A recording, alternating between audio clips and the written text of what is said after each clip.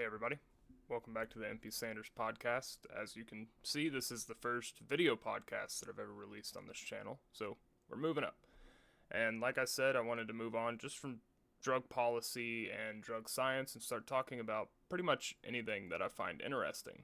And as I said a few episodes ago, I am an open and rather staunch atheist in the classic sense. I deny the idea that there is a literal God or being that exists outside of our realm of reality that created the universe and powers everything that we know and love.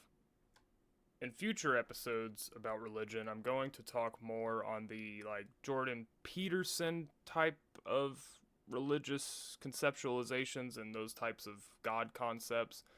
But as you'll see as we analyze the video that this podcast was made for, that is not what I'm talking about today. So with this video podcast, I'm responding to a video titled Atheists Cannot Answer These Three Questions. I decided to accept the challenge and see what this person has to say. I don't really have a script written out. I have watched the video a couple times, so this is not a live reaction, but I just have like a sentence or two whenever I want to get my definitions correct that I have written over here, but for the most part, this will be off-the-cuff responses to the claims and questions that this content creator asks of atheists. So I just want to thank all the viewers for coming in. Really appreciate it, and let's go ahead and get started.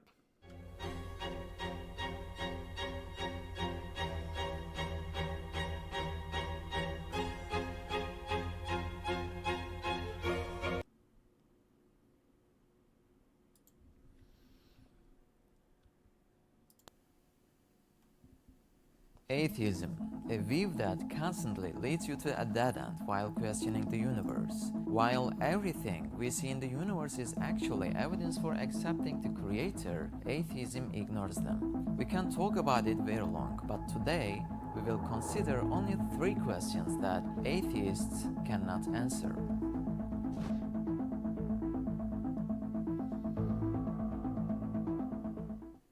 Question number 1. Where do these characteristics come from? It's an established rule that one cannot give what one doesn't have to another one. For example, let's say there are only 100 white balls in a glass sphere. What is the chance of a red ball to be chosen from this sphere? Of course it's zero, right? No matter how long you wait, you will not get any because there is no red ball inside the sphere anyway. Keep this example in mind. Let's consider a black pencil. Can you draw a rainbow with this pencil? No, because the pencil is in no color other than black, so naturally a rainbow cannot be drawn. What I mean is, you cannot give a feature you don't have to someone else. Now, I take a look at the universe and I see that everything is made of atoms. However, although atoms are ignorant, willless, lifeless and blind, deaf and numb creatures having no cognitive senses, when they come together and Okay, so there's some weird vocabulary choices here. So, I didn't notice this the first time I watched it. Well, I noticed the fact that he calls atoms creatures, which is clearly not the case. Atoms are the basic unit of chemical elements. That's it. And what I didn't notice on the first couple times I watched this is that even when he's talking about pencils and white and red balls, he is saying someone else.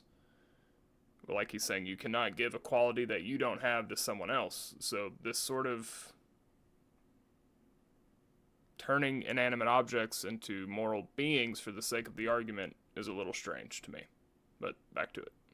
occur to us as a human being, we see that the man made of them carries all these features. So the basic question is, how can atoms give these properties to human beings while they lack all of them? As they cannot be the true sources, there must be someone else holding these attributes. Because the atom that cannot see cannot create the seeing eye. The atom that cannot hear cannot make the hearing ear. The atom without life cannot form the human who has life. The human being has a variety of feelings while atoms don't have any. And all of these things are repeatedly happening every day, even every second. So isn't it necessary to accept that they are under the command of a creator who has attributes such as knowledge, will, power, life, sight, hearing, and compassion behind these atoms? As we said, one cannot give what one doesn't have to another one, so there must be a creator. No. Okay, that was a pretty clear couple examples of just very basic logical fallacies. So, to start, he is saying that since atoms cannot hear, since they are blind, unsentient, things like that, they create human life, and therefore there must be a creator. One, how he's able to make that jump is not explained at all. But two, this is nothing more than a quintessential example of what is called negative evidence. Negative evidence is never accepted in science to prove something for a reason, because it isn't actually evidence of something, it is denying an explanation, and by that token, accepting your explanation. So, a good example is I don't understand how human life formed, so therefore God did it. Or I don't like this answer that science has given, therefore God did it. And that's basically what he just did. He said, I don't accept the answer that science has given by saying atoms make up our bodies because I don't understand it, so therefore it was God. And that's such a common type of argument made in these sorts of discussions. Just because he is incapable of understanding how biology works doesn't mean that the biologists are incapable of understanding that, and it certainly doesn't mean that God exists. Now, to be clear, I don't understand biology either, but I do trust the biologists over religious texts written thousands of years ago. And also notice how he shifted the discussion from talking about inanimate objects such as white balls in a bowl and pencils, and I think he did that for a reason, because his argument doesn't hold up as soon as you apply it to anything that isn't human. I don't think it holds up when applied to humans either for this reason.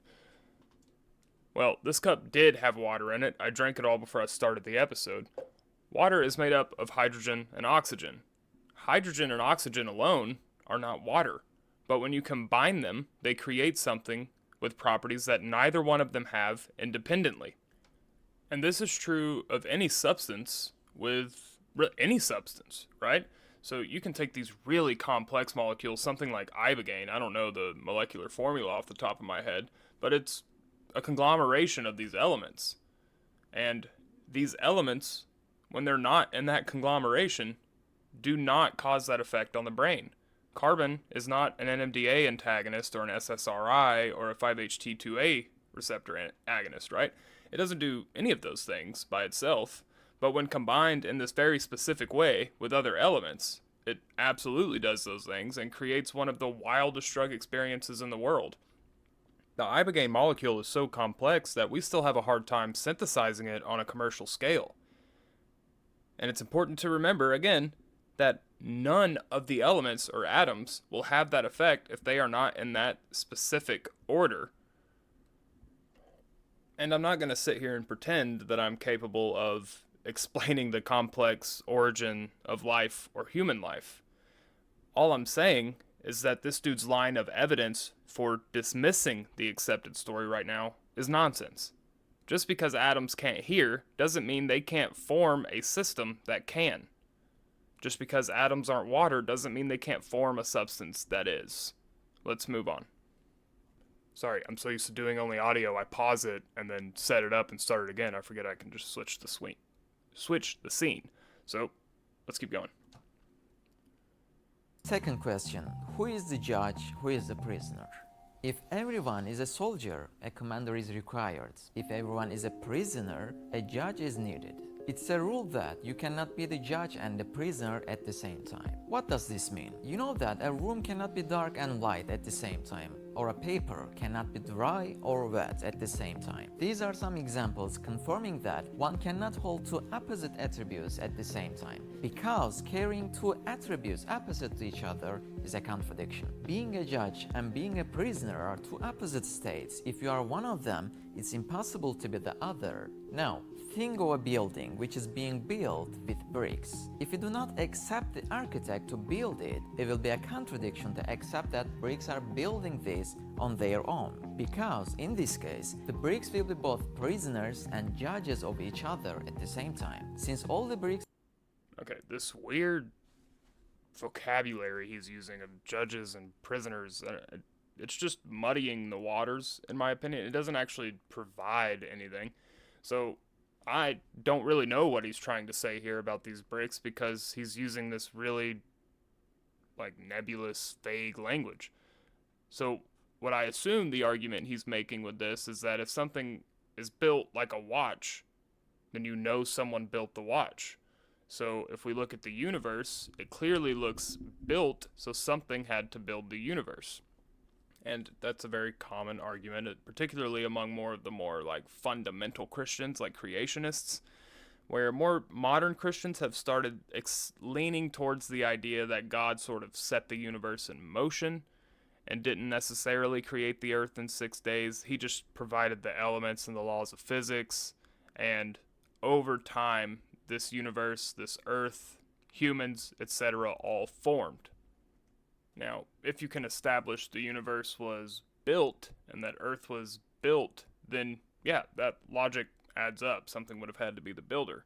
But it's important to acknowledge that that is not established at all. We don't really know how the universe formed. And this is one of those things where pride is kind of supposed to be a sin among Christians. I don't know too much about Muslims necessarily and how they view that. But to me, there's nothing more hubristic and prideful than taking a frontier of science, like how the universe formed, how human life originated, how life originated, and say all of the people that have spent decades studying this are incorrect. You don't know what you're talking about, but I do. I know the answer, and it was God. That is like pride, and I don't necessarily want to call it self-worship, but it's hubris on a level that's kind of hard to comprehend sometimes. Because most of the people saying these things haven't opened a science textbook in their entire life, or at least since high school. And they're sitting here talking to people who have decades of experience studying very complex scientific topics, and they're telling them that they're wrong and that the uneducated, scientifically illiterate person that read the Bible a few times is correct, and that all the evidence they need are in these weird anomalies and this negative evidence sort of approach. So I think it's just very strange to make arguments of this nature. So basically what I'm saying is, just because we don't have an explanation for how the universe formed, or an explanation for how the earth formed that's perfect, doesn't mean that we need to bring in God. That's called God of the gaps. And one of the things that's happened here is that over time, God has been able to be used to explain less and less stuff. You know, it used to be that God was creating the thunderstorms and lightning, and God would punish us for committing sins with earthquakes, and like all of these phenomena that people used to attribute to God have been disqualified from that explanation because we have scientific models and mechanisms for it. And as that's happened, the amount of things that Christians and Muslims and Jews can say that God actively does or creates has had to shrink. It has gone from explaining everything to explaining the last frontiers of science, how the universe formed, how the earth formed, how life originated. And I think with time, it could be a lot more time, could be centuries, could be decades, could be a few months until we have a breakthrough. We don't know. But I think with time, those explanations are going to fade just like the rest of them have, and they're going to have to come up with something else. And one of the things that has always really confused me about having this conversation is that the Bible, the Quran, the Torah, I think that's the name of the Jewish book, all of them have the most influential books within them ever written in human history.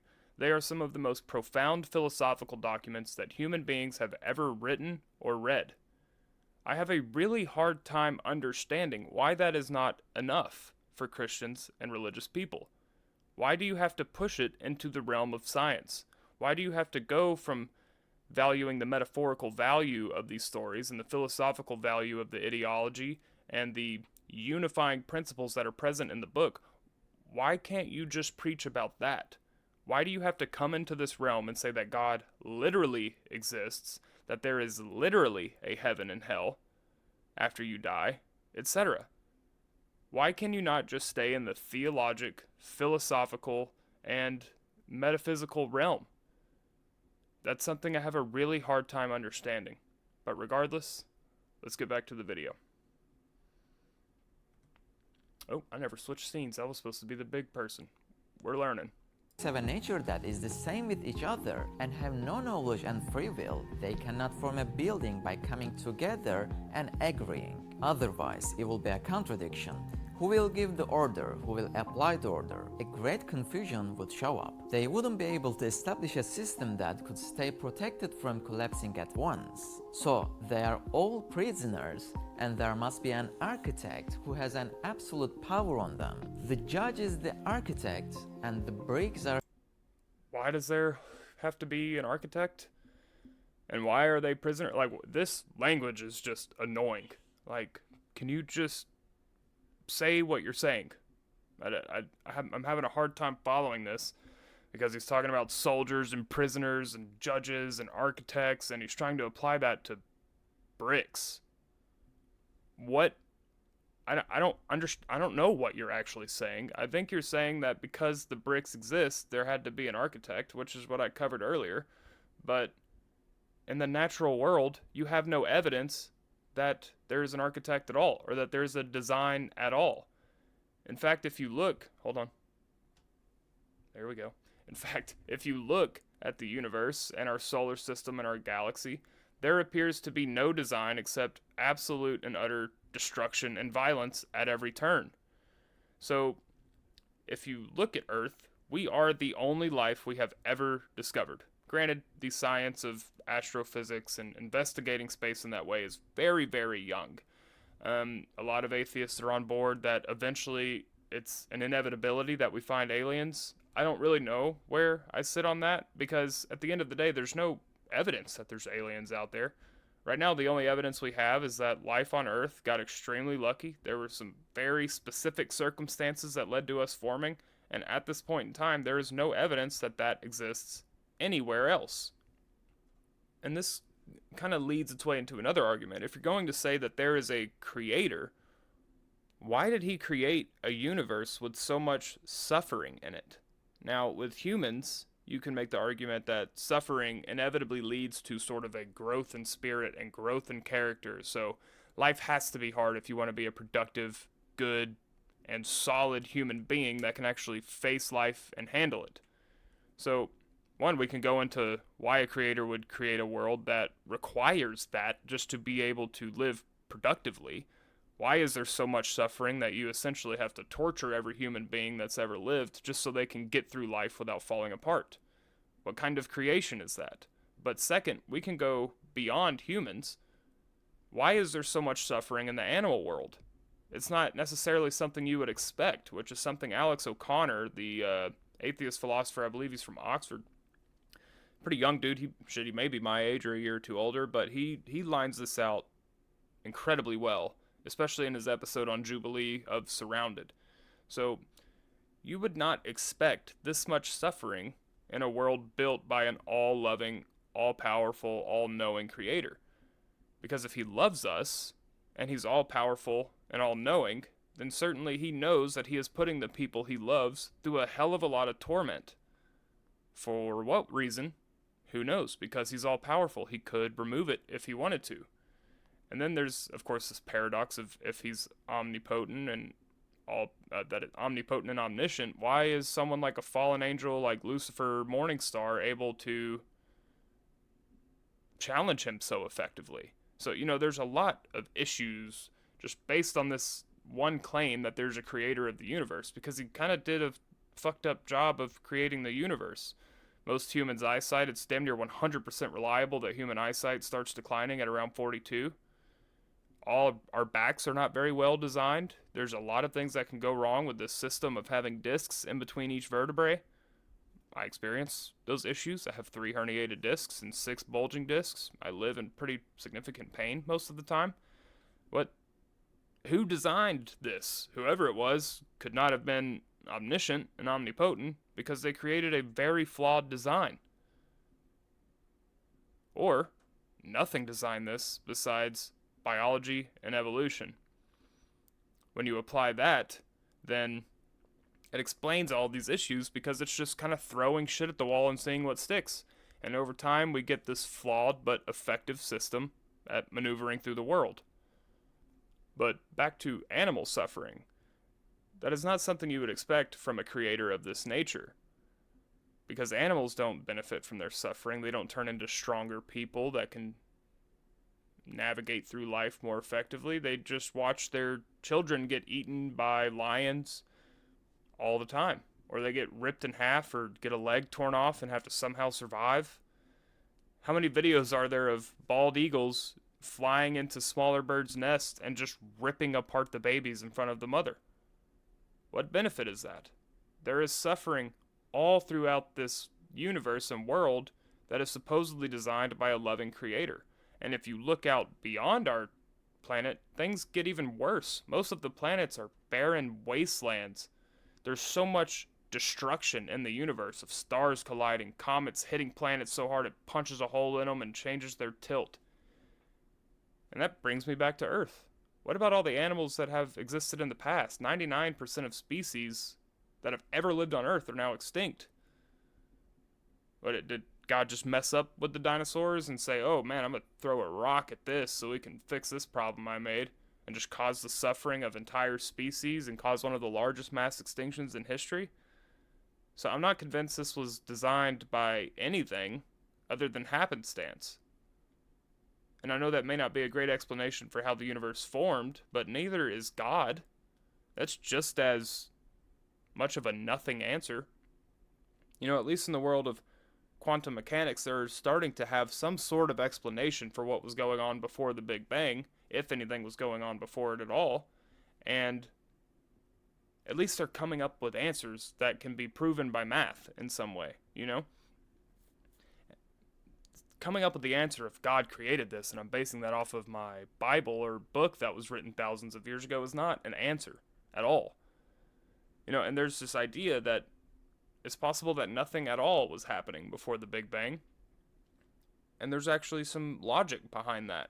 So think about it like this. If you take one atom and you ask how hot is that atom, that's a meaningless question. It doesn't mean anything, even though it sounds like it might, because temperature is measured by the speed of multiple atoms moving in an object. One atom cannot create temperature because it's relative, or it is synergizing with other atoms moving at a similar speed to create a certain temperature. It's like going to the North Pole and asking which direction is north, because there is no north when you're standing on the North Pole. So asking what happened before the Big Bang may not mean anything in the same way that those questions don't mean anything. Perhaps it took a very specific order and setup for time itself to even pop into existence. We don't know. Right? It could have been God, but there's no evidence for God anywhere else, so the likelihood of that is extremely low. It could have been that nothing, even time, didn't exist before the Big Bang, or it could be something that quantum physicists are going to figure out in 150 years. The easiest answer is we don't know. But as soon as you start bringing in this design idea that something designed it, then you have to start criticizing the rest of the design. Let's get back to it. His prisoners. Likewise, when we examine the human body, we infer that atoms cannot make this system. 350,000 people are born every day. Who is the commander here and who is the applier? If we assume the atoms to be doing this job, which ones among them give orders and which ones follow the orders? How can atoms get along with each other and create so many people every day while they have no knowledge, free will, and life? Okay, so this really kind of boils down to the first question he asked, and of course he's not like really asking questions, he's making claims with the like hiding behind the guise of asking questions. So he's like, oh, how can this be the case, atheists? And then he explains his religious claim. You know, these questions are more claims than actual questions. But again, this comes back to the like, no one is saying we control atoms. That's never been the claim ever. When I pick up this bottle of Dr. Pepper, I'm not individually controlling every atom that makes up the Dr. Pepper. I'm controlling the substance they create. So my brain is made up of a lot of atoms. and so is my liver, arms, hands, etc. I am not able to look at my finger and control the specific atoms within my finger and tell them to go in certain directions. But I am able to control the substance they create, or the object they create.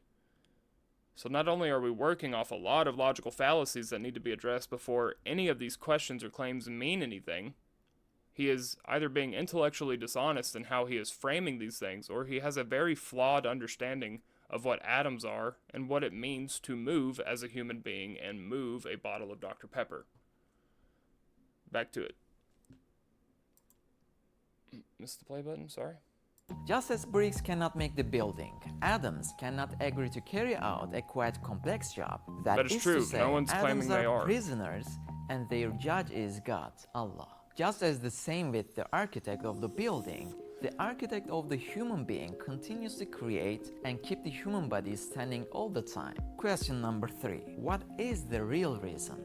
Imagine that we see a train and a baby is pulling this huge train with a rope in his hand. Nobody would believe this, so they would look for a hidden cause behind it, right? Because there are no attributes such as sufficient power, knowledge, and will in a baby. No doubt, another resource is required. In fact, we see gaps between causes and effects in the universe every day. While the causes are so simple, the results are extremely complex. The emergence of huge trees from a tiny seed, the emergence of a magnificent peacock from a simple egg, we know exactly why that occurs. None of it is God. Emergence of a complex human from some simple water show us some examples of the gap between causes and results. So it's necessary to look for another source behind the wheel, because atoms lack the required attributes such as knowledge, free will, power, and life. So who holds these attributes?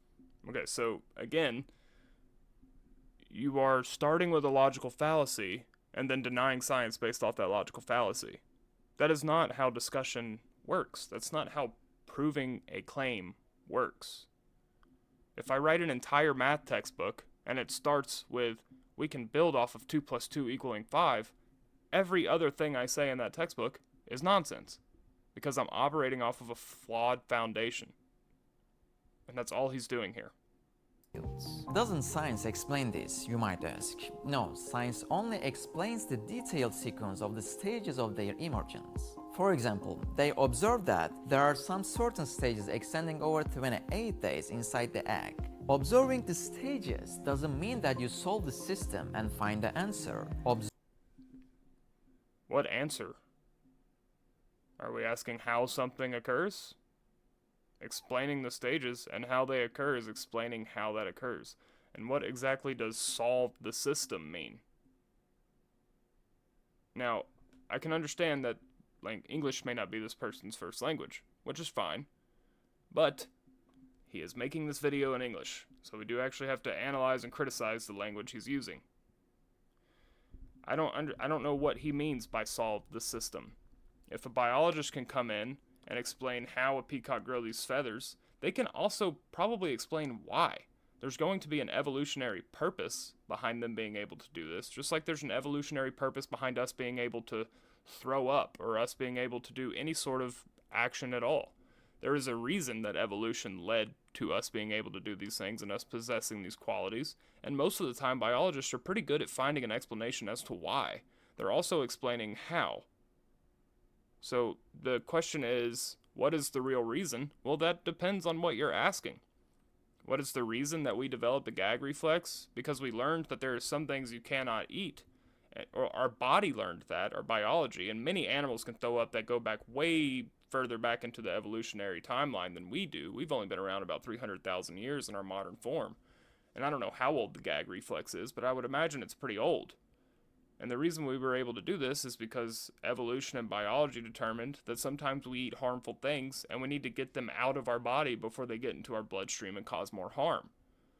So that's not only explaining how we developed a gag reflex in a biological term, I'm sure a biologist can handle that, but it also explains why exactly we developed it. So again, we're kind of operating off of weird foundations here, right? You asked, what is the real reason? Again, that depends on what you're asking. Let's continue. Observing is just seeing sequences. there are still questions in the mind. How can these atoms form a structure like a peacock despite lacking attributes such as knowledge, free will, power, and life? An explanation which is based on temporal sequence of events leaves out these questions with no answers. So, as we said in the beginning, that a baby cannot pull a train. Just like that, another cause appears to our minds behind the scenes due to the gaps between the so-called causes and their effects that we examine in the universe. Okay. Trying to understand how he went from a baby pulling a train to peacocks having bright feathers is going to give me a migraine. There is a pretty specific reason that conversations between scientists and religious people go well. You know, it's not necessarily like they're getting into fistfights and stuff, but they're almost speaking an entirely different language. So when someone makes a claim to me, it is my job to see what the claim is actually saying and analyze it step by step by step. He doesn't lay out any steps between a baby pulling a train and a peacock having bright feathers. So just to give you an example of what I mean by this, if a Christian were to come to me and say that they believe the Bible is literally true, there are a few steps we have to take before any of the Bible is even meaningful, necessarily in a literal, true sense, not in a philosophical, metaphorical, theological sense, but in the sense of like that these things could have been recorded with an iPhone if someone with an iPhone went back to these times, right? You first have to prove that God exists with positive evidence, not negative evidence. Not evidence of, oh, I don't accept this answer, therefore this. Science can't explain this, therefore God. That's not evidence. You need positive evidence. For example, positive evidence for Parkinson's disease is that we can track the destruction of dopaminergic neurons in the brain via brain data. That is direct evidence that Parkinson's disease exists, and it is direct evidence of what it does to the brain. Next, you have to prove that this God is capable of interacting with matter and actually creating the universe again with positive evidence. Third, you would have to prove with positive evidence that God is capable of impregnating a woman. Fourth, you have to prove that God is capable, again with positive evidence for all of this, that God is capable of resurrecting a human from the dead. And then kind of a fun thought exercise is, how do you know you're interpreting the actions of this God correctly? How do you know God isn't doing these things just to dupe us foolish humans into practicing a false religion? How do you know it isn't some big prank, that he's just joking around and having fun? Because if there is an omnipotent and omniscient God, he would certainly be capable of doing that. And as far as I can tell, no one has been able to prove, one, that he exists, or two, that our interpretation of his actions is correct. I mean, you can go back to more ancient Christian sects like Gnostic religions. They believed that the God of the Old Testament and in the Garden of Eden was a egotistical demiurge that created earth and humans so his ego could be stroked and so that they would worship him. And that the serpent is actually the good, quote-unquote, good God. They don't necessarily say that, but it was a serpent that allowed us to gain the knowledge of good and evil, which can really be boiled down to consciousness. Our decision to follow his advice and eat this apple or whatever fruit you want to assign to it is the only reason anything that we love actually exists. Because without it, we would all still be in the Garden of Eden, and we wouldn't have good music and good food and podcasts and controversial books and ideas. All of that came due to us listening to the advice of the serpent. That's just an alternative philosophy or approach to interpreting the biblical stories. How exactly have Christians proven that the Gnostic approach and interpretation is less accurate than theirs? And same with Muslims. How have they been able to prove that the extremist views that you see in the more poor and awful Middle Eastern countries where they're throwing gay people off of buildings and things like that, how are they able to say that that interpretation is the incorrect interpretation and the more Western interpretation of the Quran is correct? Because it is true that most Muslims who live here would never really advocate for something like that, because they are interpreting the book in a much different way. Now, I do want to be clear. I think comparing the Quran and the Bible is a really bad mistake, and not because one is necessarily better than the other, but two, the Bible can be argued with, essentially. There are philosophical debates among Christians about what the Bible means and what actions people should take in response, to those meanings. However, if Jesus were standing in front of a Christian, they would not be able to argue with what Jesus is telling them. That is how Muslims view the Quran. It's a totally different way of viewing the Holy Book. It is Muslims viewing this book as Jesus standing in front of them, right? So I do think that is an important distinction, but the point still remains. Even if you can prove all of the things I listed out before, you then have to prove that your interpretation of these actions is correct. So everything we see tells about Allah, those who want to find Him. We will share this kind of videos inshallah about atheism, agnosticism and deism. So don't forget to subscribe and leave a comment below. Inshallah we can reach together to people. Okay, so that was the whole video. It was only 6.5 minutes long. And there are a lot of axiomatic claims made in that, meaning claims that are taken as self-evident. He starts the video with saying that atheists do not believe in God, even though everything points to the existence of one. It's well, you didn't line out a single one of those things that supposedly points to the existence of God in this entire video. You tried to give us questions that are impossible to answer, and it all boiled down to you operating off of flawed foundations and having a complete misunderstanding of what science is. He said the word they, talking about science. Science is simply the systematic investigation of the natural world. I use it as more of a verb than a noun. It doesn't describe a thing, it describes an action. It is not a group of people studying science and telling us what the answers are and how to behave in the world. Granted, there are some scientists who come into positions of power and try to do those things. But science, again, is just investigating the world and figuring out what we can learn about it. And there is a reason why scientists and religious people tend to be at odds. It's because every single rock that we've uncovered has pointed away from the idea of God. We have uncovered no rocks that show a simultaneous world flood, for example. We have uncovered no evidence that people can rise from the dead, or that someone can be born of a virgin, or that water can be turned into wine. And now I understand that those things are considered miracles in the Christian faith, but that is very convenient. You explain things that, as far as we can tell, cannot happen at all, and you put literal value on it simply by saying, oh, it was just a miracle. I don't have to do any further explaining besides saying he's the Son of God. It's well, that's not an answer at all. That doesn't prove anything. It just proves that you believe that these miracles occurred. So again, I just want to end the video with saying that I have a very, very hard time understanding why religious people cannot just stay in the philosophical, theological, and psychological realm with their beliefs, and why they feel the need to poke their nose into every other field of study possible and say that God literally exists and that all of their beliefs are founded on some sort of literal science fact. So thank you for watching this video, and I hope it was educational in some way, or at the very least entertaining. So leave a comment, drop a like, subscribe. I will discuss this video in the comments for as long as you'd like at any given time. That is encouraged. Disagreement and discourse is encouraged. So take it easy, and we'll see you next time.